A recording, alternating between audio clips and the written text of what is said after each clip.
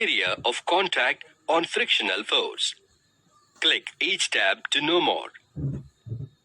Take a brick, tie a string around the brick. Now place the brick on a table in such a way that the face with a greater width is in contact with the surface of the table. Take a spring balance and attach one of its ends to the brick. Now pull the spring balance slowly. Keep on increasing the pull on the spring balance until the brick just begins to move. Start sliding. Note down the reading of the spring balance. Repeat the same process by placing the brick upright as shown on screen, so that the smallest face is in contact with the table surface.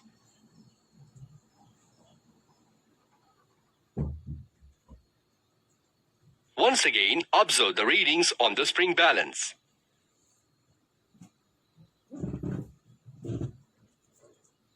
We have observed the same readings on the spring balance in both the cases, irrespective of the area of contact of the surfaces.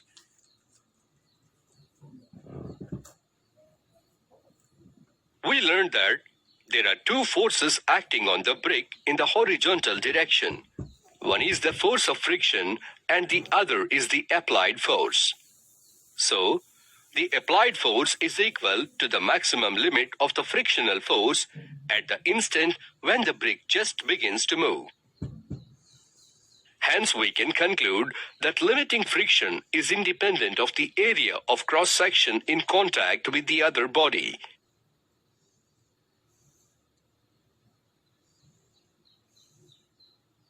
Now, let us do an activity to identify the effect of normal force on frictional force. Click each tab to know more. Take a brick, tie a string around the brick. Now place the brick on a table in such a way that the face with a greater width is in contact with the surface of the table. Take a spring balance and attach one of its ends to the brick. Now pull the spring balance slowly. Keep on increasing the pull on the spring balance until the brick just begins to move. Start sliding. Note down the reading of the spring balance. Now place 500 grams of weight on the top of the brick. Once again, pull the spring balance until the brick just begins to move and observe the readings. Repeat the same process with 1000 grams weight. We have observed that there are two forces acting on the brick.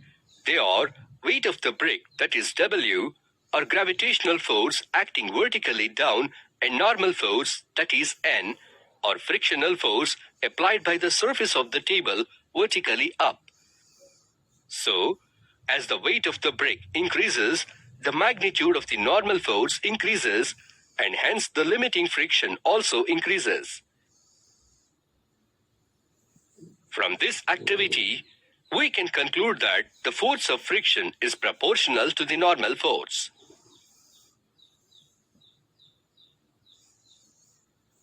Knowledge check. Here, we are going to discuss some examples to understand the necessity of friction. For example, we can walk on the ground because the ground offers friction. In the case of less friction, walking becomes almost impossible. Owing to this reason, friction is necessary even for a simple task like walking. Sometimes we can slip over the banana peel because the banana peels have a slippery surface and they offer very less friction to the ground.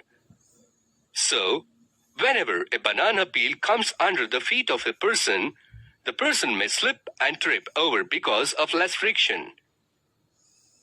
We can write something on paper with pencil because the friction between tip of the pencil and paper rubs off black graphite particles from the tip of the pencil, which stick to the paper and leave black marks on the paper.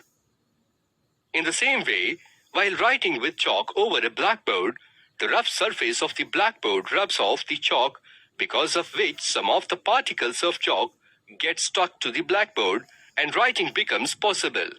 In case of smooth surfaces, the friction is very less and so it is difficult to ride on such surfaces. Now, let us know how the friction produces heat. When we rub the matchstick against a rough surface, then the friction between the tip of the matchstick and the rough surface produces heat. As a result, the matchstick catches fire. Similarly, when the palms of the hands are rubbed together for a few seconds, the friction between the palms of the hands produce heat and the palms of the hands become warm. Hence, we can conclude that friction can produce heat. We know that a spacecraft enters into the atmosphere of the Earth at a very high speed. At such high speeds, the friction due to air is also very high. This large amount of friction raises the temperature of the spacecraft and it may catch fire. To avoid such type of problems, the spacecraft returning to the Earth has to be protected by a heat shield covering it. This heat shield is designed with a substance that absorbs excessive heat from an outside source by dissipating, reflecting, or simply absorbing the heat. Methods of increasing friction. The following examples illustrate the methods of increasing friction. Example 1. To increase the friction, the tires of all kinds of vehicles are provided with deep grooves. These deep grooves prevent the vehicles from skidding on wet roads and sharp turns. Example 2. Similarly, the soles of the shoes of athletes and mountaineers are provided with spikes and grooves because these shoes give them a better grip while running. This is because the force of friction between the shoes and the ground increases with the help of spikes and grooves. Example 3. To increase the friction, the industrial belts are provided with rough surfaces. This in turn prevents the belts from slipping over the iron pulleys. Example 4. To increase the friction, the badminton players rub the soles of their shoes in powder resin. This helps them while playing on the wooden floor on account of a firm grip. Example 5. Gymnasts apply some coarse substance on their hands to increase friction for a better grip. Example 6. To increase the friction, weightlifters rub their hands with a special kind of powder.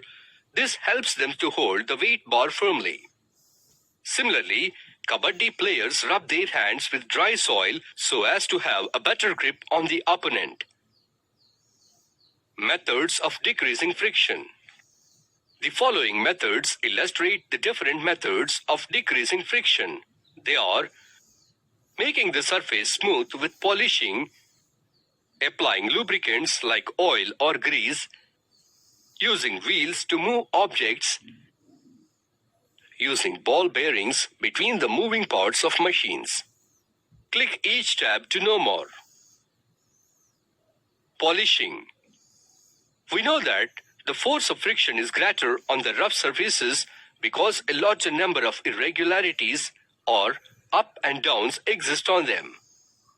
When the surfaces are highly polished, the irregularities are knocked out. Hence, the surfaces in contact are kept smooth and polished. This in turn reduces the friction. Lubricants. A lubricant is a substance which, when applied between two surfaces in contact, reduces the force of friction between them. The lubricant separates the two surfaces in such a way that the interlocking of irregularities is greatly reduced as spaces between them are filled with the lubricants. For light machines, less viscous oils are used as lubricants, whereas for heavy machines, more viscous oils or gases are used. For example, we spread finely powdered talcum used as a lubricant on the carom board, so as to reduce friction between the carom board and the carom coins. Wheels. Generally, we have seen that many heavy objects like suitcases are provided with small wheels, normally called rollers. These rollers are used to reduce the friction and ensure that the suitcase can be moved easily from one place to another.